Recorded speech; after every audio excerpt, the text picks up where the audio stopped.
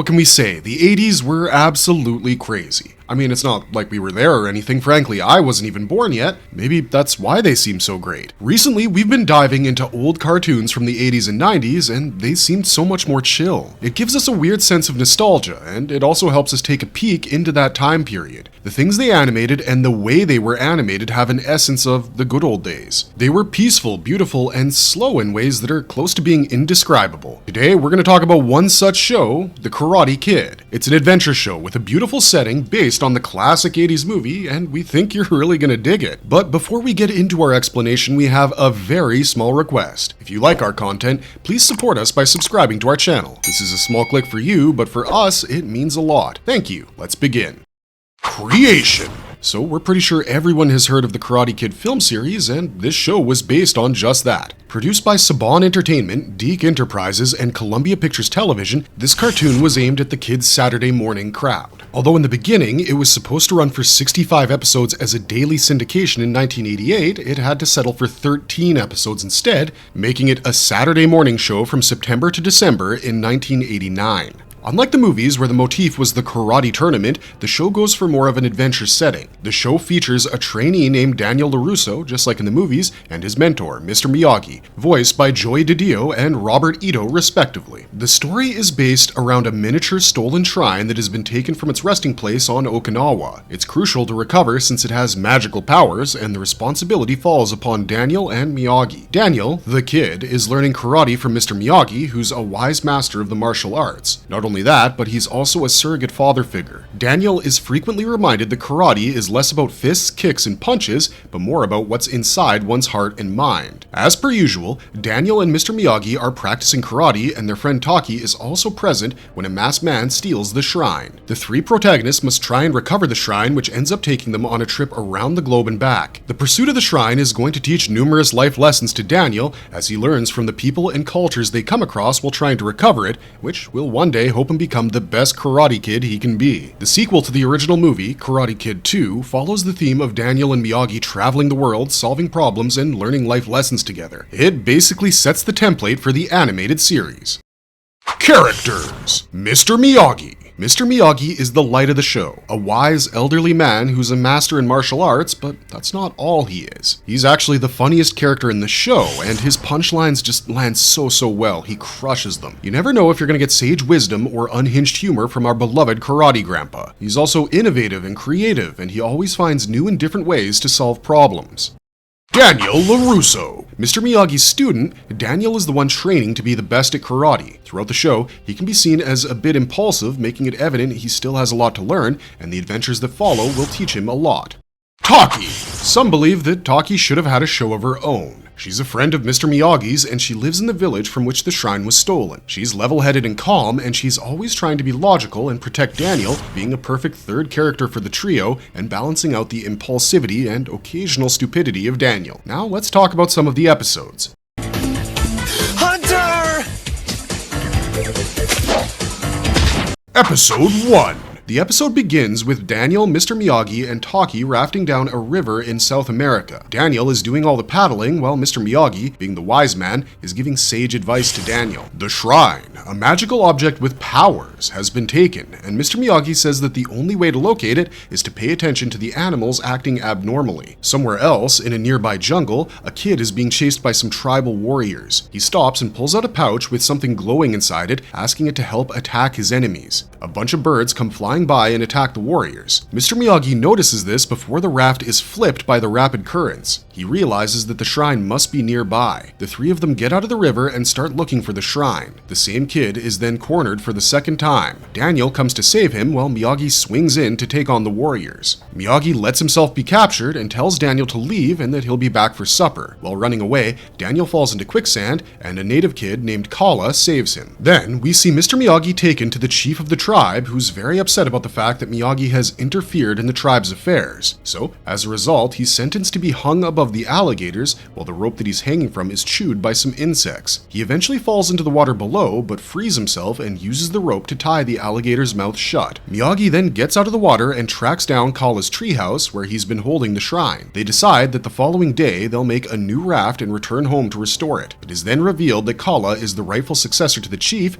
but he must compete to become the chief. When Daniel and Kalla are ambushed by two warriors searching for the boy, Daniel chokes one of them and tells Kalla to get his spear. Kalla is scared as the second warrior approaches though, and he runs away. Daniel's then rescued by Mr. Miyagi, who shows up and scares the warriors away with a boo. The warriors flee, believing Mr. Miyagi is a ghost because they thought he'd been eaten by alligators. Daniel then asks Miyagi to teach Kalla how to achieve balance. He uses himself as an example, mentioning that he was afraid too before Miyagi taught him. However, Miyagi says he can't teach Kalla unless Kalla himself asks to learn to fight, just like Daniel did. He believes it should be a personal choice, and only Kalla should make that decision. Daniel insists that if Mr. Miyagi won't teach Kalla, he will. Despite Miyagi warning that if Kalla fails, he could lose not only his balance but his life, Miyagi agrees to teach Kalla if Daniel's determined. Miyagi says it will take him 3 days to finish building the raft, giving Daniel 3 days to teach Kalla. Kalla is made to walk on a log floating on water, and when Daniel jumps at him to simulate a fight, Kalla falls off. Frustrated by his loss, Kalla walks into the forest and is ambushed by the warriors again, managing to win one fight. This overconfidence leads Kalla to challenge the chief. To save Kalla from being murdered in front of the tribe, Daniel decides to take Kalla's place in the fight. Daniel refuses to listen to Taki's pretty sensible objections, and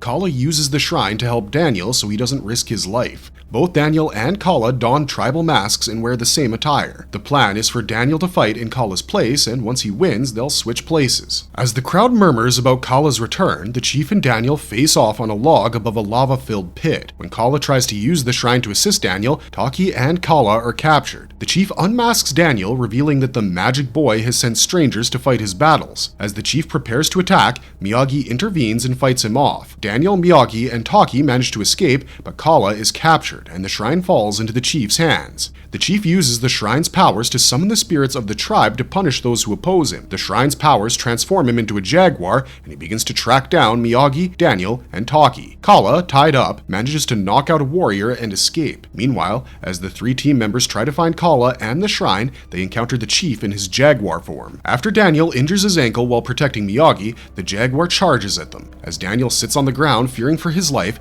Kalla arrives with the shrine and removes the beast's powers. The jaguar leaps at Kalla, causing the chief to revert to human form mid-air and knock the shrine out of his hands. The shrine falls into the river and starts floating away with the current, while Taki tries to retrieve it but ends up tripping. Kalla then challenges the chief to a battle. During their fight, they both jump onto a log in the river filled with alligators. Remembering the technique he learned from Daniel, Kalla spins the log with his feet, causing the chief to fall into the river. Mr. Miyagi pulls him out, saying Miyagi is feeling generous today. Kalla is now the new chief, and he thanks Daniel for helping him overcome his fear. They climb onto the raft and continue their search for the shrine.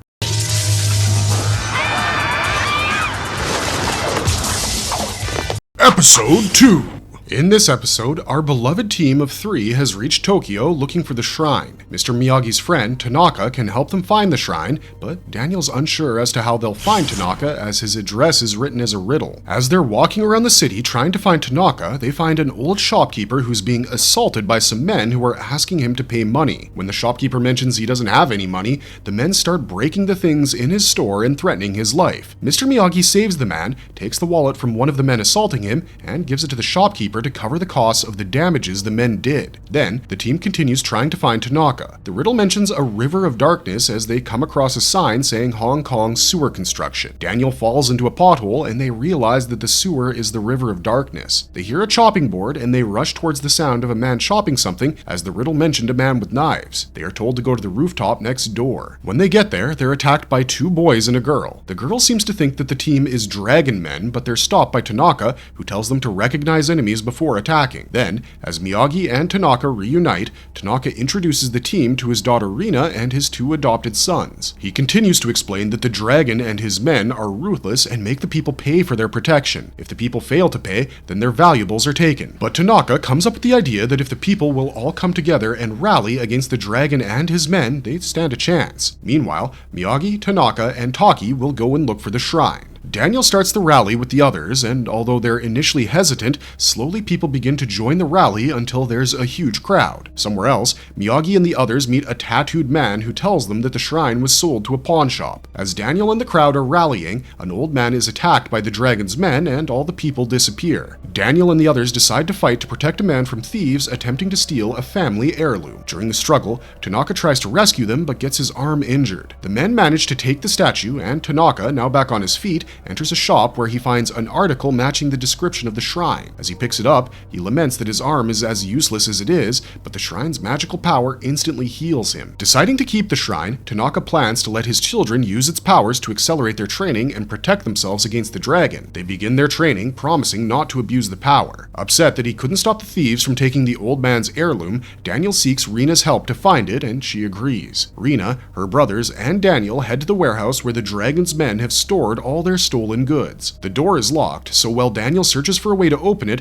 the three use their powers to break it down. Daniel finds the heirloom among the stolen items. As they attempt to recover the artifacts, the henchmen arrive, and Rina's brothers, who were guarding the door, defeat them and act as though they never saw them. The guards return to their master and report that the kids have power 10 times stronger than that of normal humans. The dragon orders them to follow the kids and discover the source of their power. Daniel returns the artifacts to their rightful owners, which disappoints Tanaka as he feels things have gone too far. Tanaka decides to return the shrine to Mr. Miyagi, but is kidnapped by the dragon's men. One of Tanaka's sons wants to inform Mr. Miyagi, but the other insists on rescuing their father using the shrine and throws his brother aside. The remaining brother returns to Miyagi and explains the situation. When Rina leads them to where the shrine was hidden, they find it missing and realize they're too late. One of Tanaka's sons sneaks into the location where his father is held captive. As he rescues his father, the dragon acquires the shrine and uses it to control Tanaka and his son's minds, putting them into a trance. When Miyagi and the others arrive to rescue Tanaka and his son,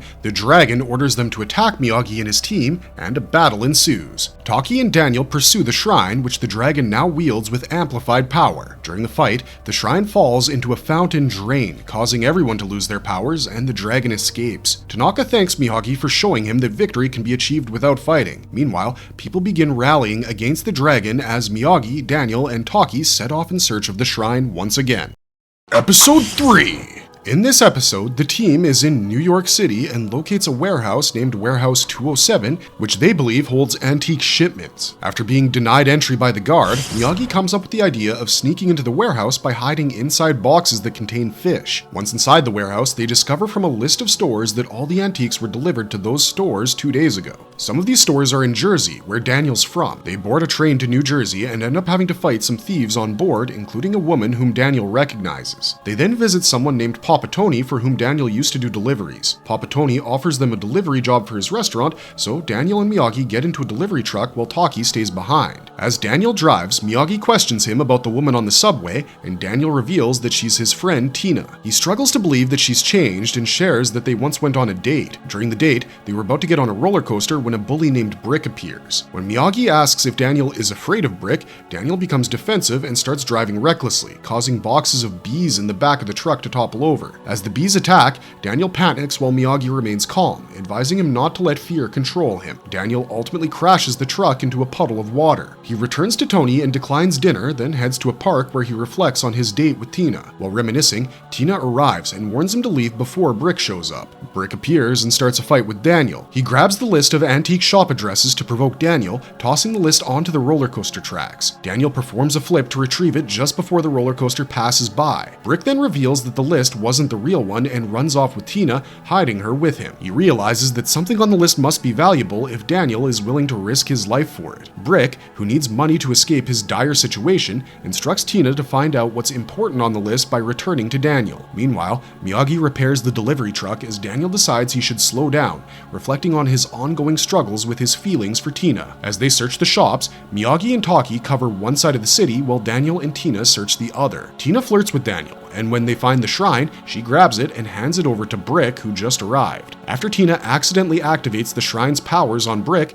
they flee with it. Daniel attempts to chase them but runs out of gas and decides to return to Tony's, as they had agreed to meet there at 5 p.m. Meanwhile, Brick discovers more of the shrine's powers and contacts someone to sell it, despite Tina's reluctance and her concern about the shrine's danger. Tina calls Daniel to stop Brick from selling it to a man at the roller coaster, and Daniel rushes to the location. Miyagi is informed, and he and Taki head to the park as well. Brick uses the shrine to create 2 copies of himself in an attempt to intimidate Daniel, who's just arrived at the park. Miyagi advises Daniel to confront his fears or they'll continue to grow, so Daniel faces the challenge and fights off the 2 copies of Brick. As Brick tries to sell the shrine, Tina knocks it out of his hands and it lands on a bunch of helium balloons drifting into the air. Brick races to retrieve it, starting the roller coaster and climbing aboard, followed by Daniel. Taki and Miyagi also try to climb the roller coaster rails. Taki slips, but Miyagi catches him. The balloons float past the roller coaster, and Brick, enraged, tries to fight Daniel, nearly falling in the process. Daniel saves him, and Miyagi looks on proudly. As they continue their search for the shrine, the team travels to various locations, including Paris, London, and even the Himalayas. But the shrine almost has a mind of its own and slips away by mere chance each time. Will they ever get their hands on it and return it to its resting spot? Well, keep watching to find out, because we're skipping ahead to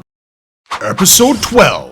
In this episode, the team is in San Francisco and witnesses a house being destroyed by a wrecking ball. When the wrecking ball disconnects, Daniel has to save a motorcyclist who's about to be crushed after falling onto the road. After rescuing the rider, Daniel is surprised to see that the woman is quite old. He exclaims, "You're old enough to be my grandma," but she seems unbothered by that remark and quickly runs away. The woman, named Faith, returns to her family, who has been given 24 hours to pay the money they owe if they want to keep their house. Faith proposes that they enter a race with the prize of a car which they can sell to get the money for the house. Meanwhile, a man watching the race on television is distressed by Faith's involvement. It turns out that they knew each other years ago, and the man orders the building containing the clues for the race's next directions to be closed. A dragon balloon with the clues is tied to the top of the building and Faith climbs it. However, the metal post holding the balloon breaks, but she's saved at the last second by Mr. Miyagi. The team then reviews the set of clues and heads to Golden Gate Park for the next one. As they encounter various accidents and their vehicles breaking down, Faith decides to leave. The old man watching TV sees them give up and turns off the set, appearing sad. Determined, Faith decides to complete the race on her own and throws a stick at a tree, causing clues to fall. Everyone grabs the clues and heads to the final location. The final location is on top of a mountain. While climbing, Faith slips and is about to fall. One of her friends accidentally triggers an alarm by throwing a stone at a fence, which alerts the old man. He watches in panic, not wanting things to turn out badly for Faith. Faith loses her grip and falls, but Daniel manages to save her. In the process, Daniel falls off himself, but is rescued by Miyagi and Taki, who are in a hot air balloon. When they all reach the old man's mansion, it's revealed that they were all friends before they parted ways. They reunite and are happy to see each other once again. Mr. Miyagi finds the shrine in the mansion, but one of the ladies accidentally breaks it. Miyagi then reveals that it was a fake copy of the shrine.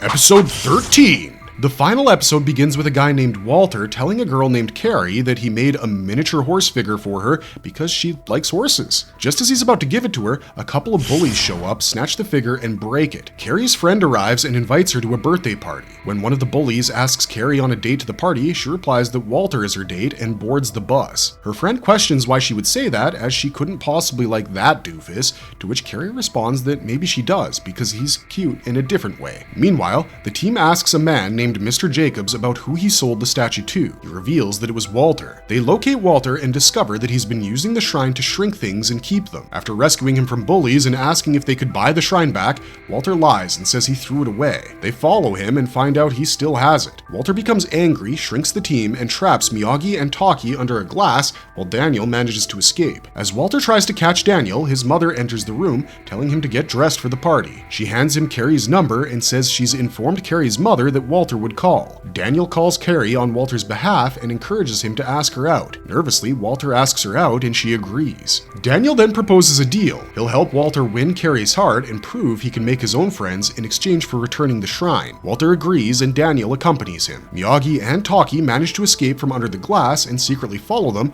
before Walter learns about the shrine's additional powers. At the party, Daniel instructs Walter to give Carrie a flower, which impresses her. Walter then asks Carrie to dance, and they do. The bullies interrupt, grab Carrie, and dance with her instead. Frustrated, Walter tries to leave, but Daniel urges him to stand up to the bullies. Unfortunately, the bullies throw soda at him, causing him to fall and spill food all over himself. Upset, Walter uses the shrine to make the cake fly into the bullies' faces and makes their pants fall off. Daniel is carried to the kitchen and nearly thrown into the dishwater with the donuts, but is saved by Taki and Miyagi. After bragging about his magical abilities, Walter finds his bike dismantled, causing him to fall into the mud, an act of sabotage by the bullies. They then take everyone to the arcade while laughing at Walter. Walter wishes he were the hottest thing on 2 wheels, and his bike transforms into a white bike with a new outfit. He tries to follow them to the arcade, with the team trailing behind. At the arcade, Walter uses the shrine to make the bullies fly, spin, and fall. Carrie tries to stop him, but as the bullies flee, Walter follows and throws them into a garbage can. Daniel reaches Walter's bike and tells him to stop, but Walter accidentally creates a huge tornado, endangering his peers. As the shrine goes flying and a pole threatens to fall on his friends, Walter, encouraged by Daniel, manages to save them without the shrine. The team retrieves the shrine, returns to normal size, and Miyagi stops the tornado, though the shrine slips from his grasp. The episode ends with Walter and Carrie riding the carousel together. The team drives down the highway, spotting a train carrying the shrine, and they ride off together into the sunset. Reviews! The show has such a sense of nostalgia with colorful settings and great animation. It's funny, and its target audience was definitely kids at the time, since it has so many lessons for children that would build integrity in them passively, though I believe a lot of adults could learn a thing or two from the show as well. It's a funny show, you don't need to put much effort into watching it. It's actually kind of perfect for binge watching if you enjoy old cartoons. It's not too complicated or fast-paced where you need to constantly keep up with everything, and it's not so slow that you'll get bored and switch it off. It actually kind of hits the sweet spot, the perfect balance between both. All in all, it's a great adventure show if you can look past the 80s-ness of it. Better ways make living. Return first, please. Marvelous verdict! Well, there we are, the end of the road, just like our team. What we liked about this show is that it takes you on a trip around the world while keeping it light. If you liked the video, comment down below on your favorite episodes, characters, and scenes. We want to hear about them and maybe make more videos about the Karate Kid show, or at least the original Karate Kid show. This is Wheezy249 signing off, but you can always find me on Twitch, and if you liked our content, don't forget to leave a like and subscribe if you haven't already. Thanks for watching, stay safe out there, and have a marvelous day.